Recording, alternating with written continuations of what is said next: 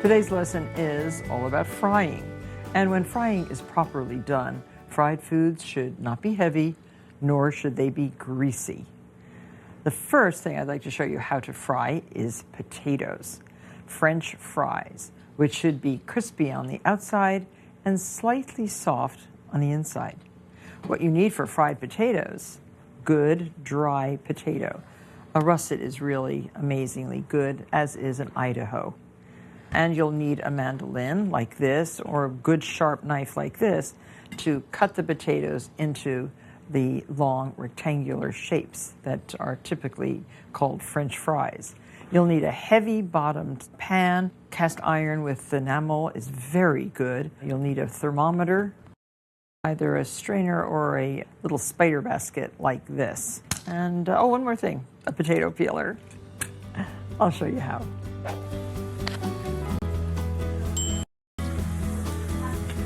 First thing is peel the potatoes, and we've peeled quite a few. Then you'll cut off one side of the potato, just want to flatten it a little bit. And then, using a mandolin, it's fitted with the French fry blade. These blades are a little bit more than 1/4 of an inch apart. And use a guard to hold your potato or a cloth. I'm using a cloth because sometimes the guards, which have these little points that hold the potato, make marks in the potato. I don't like those marks. So I am using a cloth and press down firmly, and you have really gorgeous French fries. Here's the French fries that we have cut. So easy, easier than a knife. Look how beautiful. Put them immediately into ice water because soaking the potatoes really, really well will remove the starch, and refrigerating them will make the final product beer. Invest in a You can use a smaller mandolin like this. Kinds of potatoes. Different cuts of potato will have different results. Thinner cuts will be crisp throughout, while fatter or bigger cuts will yield a crisp exterior with a very creamy interior. Now, by adjusting the blades on the big mandolin, you can make gaufrettes, which are waffle fries. I love these.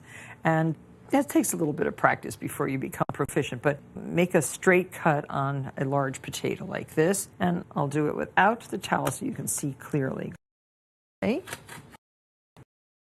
Turn this way. Degrees, 90 degrees. And you are left with little waffles. I love how these look. Put them in the water bath. Another really cute thing to cut are matchsticks like this. I love these. These are also called straw potatoes. And those should be rinsed after cutting so that they don't clump together as they cook. But keep them in cold water. And now to make the shoestring or the matchstick, use the straight side of a long potato. And for this, you need a little bit of strength and push right through. And you have the long matchsticks. I love this too. See how much easier. You used to have to cut this all with a knife. Let these stay in water. Then take them out of the water for. These are potato chips. These are and that's very nice. These can also, and rather than frying, you can oven roast these. So now let's get to the French fries themselves. We're going to cook them twice, in a deep fryer or in a pot on top of the stove. Heat oil till it's 300 degrees. I like using these big enamel cast iron. They are very good for frying. Now this one should be 300 degrees. The potatoes themselves must be very well dried. Anytime you're frying, fry food that is dry. I love doing them on these wonderful cotton flour sack towels that we have. I just love these. Very, very ready. So get those to the 300 degree oil. Don't crowd the pot. potato to the oil. Or if you added it all, you might cause it to bubble over. Be careful. All of frying is cautionary. You see how it's starting to bubble up? If I put too many in, we might have an eruption of oil and it'll get all over your stove and you will be so mad at yourself. It happened to me once and only once because cleanup is hideous. So it is now a little less than 300, so raise the heat. Make sure you get right back up there. Raise that temperature to 300, and this is called blanching. It's only for 3 minutes. Degree oil. 3 minutes, remove the paper-lined cookie sheet. Now I'm using a neutral oil, one that has a very high smoking point, soybean oil. You can use canola oil, oils that have the high smoking point and don't have too much flavor to impart to the fried food. Now I'm adjusting the heat. I have it on high now to bring it back up to 300 degrees. It does cool off. Now you can tell if they're blanched all right if you break it. Oh yes, and it's soft on the inside, a little bit cooked on the outside. That is great. It should be almost cooked through but not brown. My other pot of oil is ready to take these potatoes and put them in very carefully. You can put the blanched potatoes into the oil with the spider, and the oil is at 360, 350, 360, and they're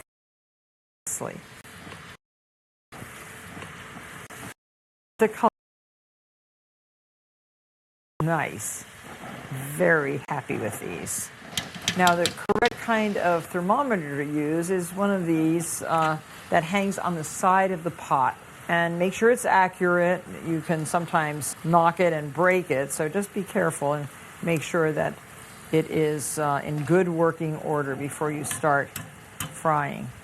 And here, drain them well on paper toweling. They're looking nice and crispy. Now while they're hot, salt them with kosher salt. I think it's important to put the salt on. And so good. So very, very good. Now they go beautifully, 300 degrees. They do not have to be blanched. They're so thin and delicate. Look at these little waffle potatoes. I adore these. And they are so beautiful. You can put a little bit of sour cream and caviar on them. Don't forget to salt them, very important. Just like the French fries, salt these gaufrettes. Really improves the flavor. These gaufrettes are perfect. They are golden brown. They are uniformly colored, and they are crispy, salty, and delicious. Better than anything you can buy. And in front here, these are the steak fries. Oh, great. Chips. French serve these. Your fat. Some of them. They will homemade French fries. I love fried chicken, and it seems that everybody else does too. It is the rage in New York. Fried chicken should be crisp on the outside and moist on the inside, and it can be made easily at home if you have the right tools. Cast iron skillet, a frying thermometer, a pair of tongs, a meat thermometer, instant read, various, and some buttermilk. I'll show you how to make the best fried chicken right in your own kitchen. Once a year, I have a fried chicken dinner at my house, and I do the chicken in batches.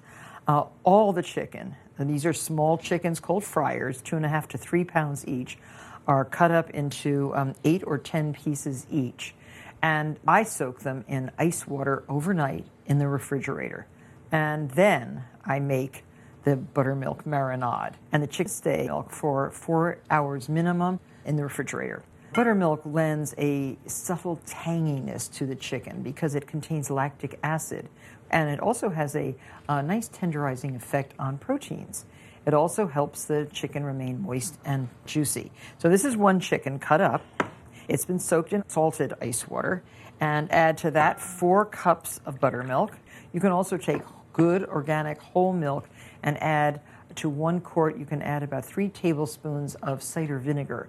Wait for a little while and you have something resembling buttermilk. 2 tablespoons of salt, 1 teaspoon of black pepper,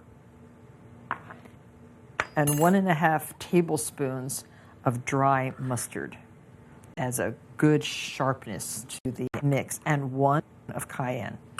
Kind of wonderful ingredient. And just mix this all up. The chicken's going to stay in here, as I said, 4 hours or up to overnight. Cover with a bit of plastic wrap into the refrigerator. So now 1 hour in advance of frying, remove the chicken from the marinade onto a rack. Let the chicken dry on the rack. Now this has been dried. You can see it's still tacky, but much drier than this chicken. And now for the dry coating. 1.5 cups of all-purpose flour. And I'm just using a bag. This is so easy. And 2 or 3 tablespoons of yellow cayenne pepper. Oh, like half a teaspoon. And 1 teaspoon of black pepper. This is very similar to what my friends down in Amarillo, Texas coated their chicken with, and 1 teaspoon of salt. Shake this up, and now drop the chicken in. So put 3 or 4 pieces of chicken in the bag, and shake.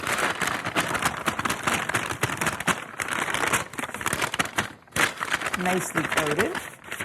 And when I was making fried chicken for great big crowds, I would do lots and lots of chickens. And you see how nicely the flour is adhering? Putting the pieces into the flour is called dredging.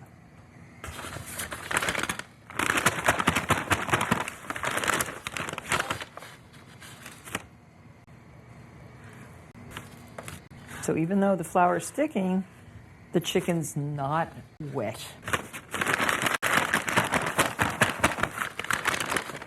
Now there's plenty of flour. You can be used to coat that other chicken, but it has to dry for 1 hour. Set that aside, and we're ready to fry. If the oil is the right temperature, don't fry if a cube of bread doesn't turn golden brown in a minute or less. But my thermometer is telling me at 330 degrees that it's not quite ready. 340, oh, we're getting ready. So put the dark meat in first.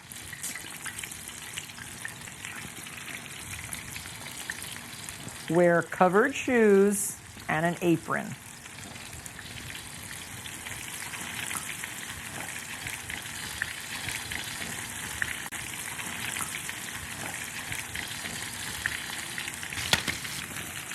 Now take your thermometer out of the foil and cover this for 4 minutes on each side, and really pay attention to the timing.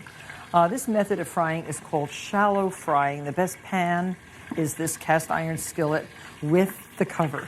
I love this pan, and it really does conduct the heat very, very nicely, and it holds the heat more effectively than other types of skillets.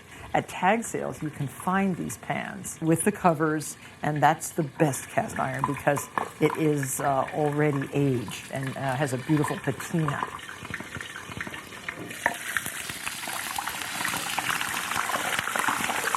Oh, it looks so good.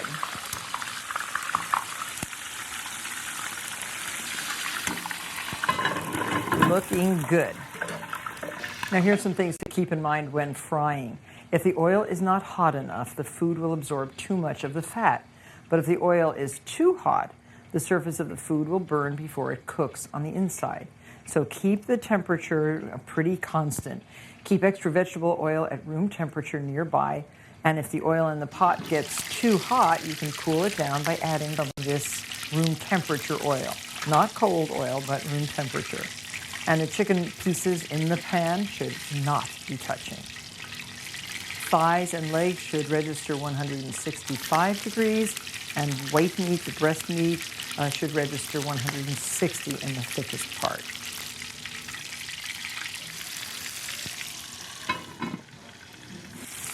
Well, the first chicken's all done, and now we're frying the second. It certainly looks delicious. Fried chicken.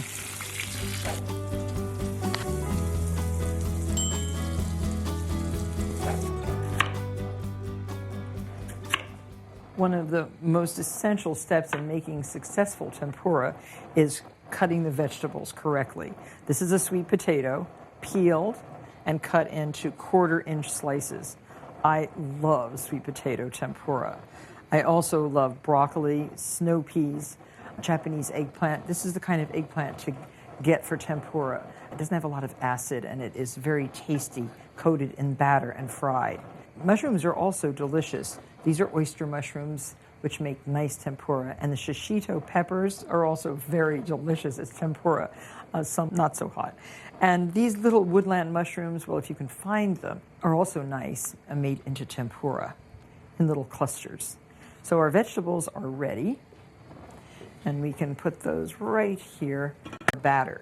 The batter consists of 1 large egg yolk, and save your egg whites. Collect them in plastic containers. 1 egg yolk. And I'm starting with 3/4 of a cup of iced, sparkling mineral water. I find that the sparkling part of it makes the batter light and thready. So mix your egg yolk right into the water. See how nice and fluffy it is?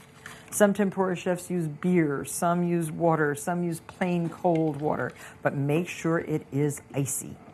And then 1 cup of cake flour, and pass it through a sieve over the top of the liquid, just to get out any unwanted lumps. And mix this just lightly. You don't have to worry about mixing in all the flour. Little bits of dry flour are okay. The oil is at the right temperature. Now put a little bit of flour in a shallow dish and roll some vegetables in the flour. This will help the batter adhere a little better. Now, this is the shishito pepper, and you can drop this right into the oil. Oh, cooking very well. I first started getting interested in tempura when I visited the great Ten Masa, the very, very elegant tempura chef in Tokyo. But he was one of the only chefs ever invited into the imperial palace to cook for the emperor. And I loved Ten Masa-san. So you see how nice these are cooking. Use your metal chopsticks to turn the peppers over. Oh, they should get just a tiny bit of color on them. And they do roll around. So these are already done. Tempura really cooks quickly. Now, I'm just going to dry these a little bit on a rack, but Tenmasa-san would put this right on a plate with a little bit of blotting paper underneath, and not a drop of oil would be on his tempura. I don't know how he did it, but he did. So keep the oil constant. Eggplant, another very lovely way to create a vegetable tempura. Use your wooden chopsticks. Don't dip these wooden chopsticks into the hot oil, but just gently drop the eggplant slice in.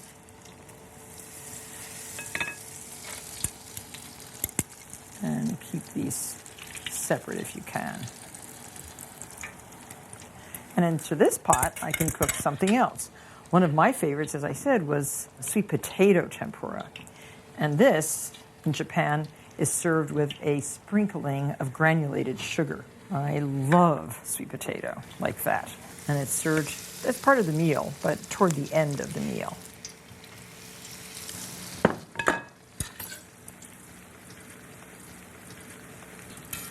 You these are doing very nicely.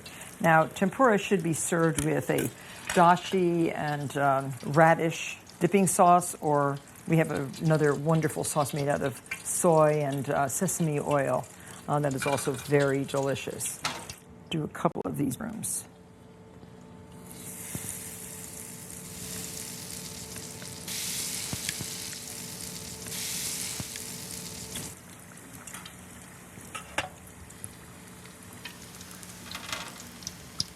Broccoli is another wonderful thing to make into tempura. All the little pieces of broccoli really pick up the batter.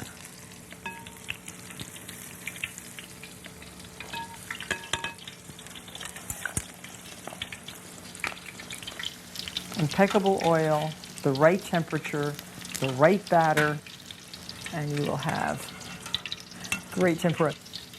What fun. Oh, let's do a few snow peas. They're very pretty.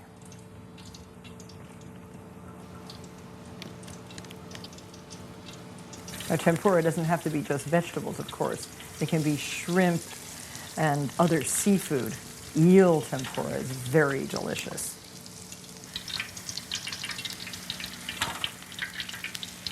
And here we have very nice peas that are tender and with the crunchy exterior, very pretty on a plate. Well, I think I have enough tempura just to show you a nice presentation. I have a little absorbent piece of paper. You can use watercolor paper. There's special tempura paper that you can find to line your plate.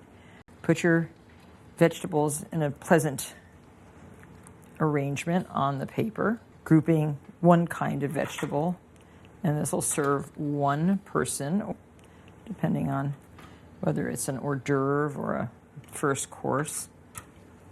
This looks so good. Ooh, the mushrooms look especially enticing. And some eggplant. We left the skin on, and it looks very pretty like this. And there is the lovely sauce with dashi and soy and daikon radish finely grated, which is the typical tempura dip.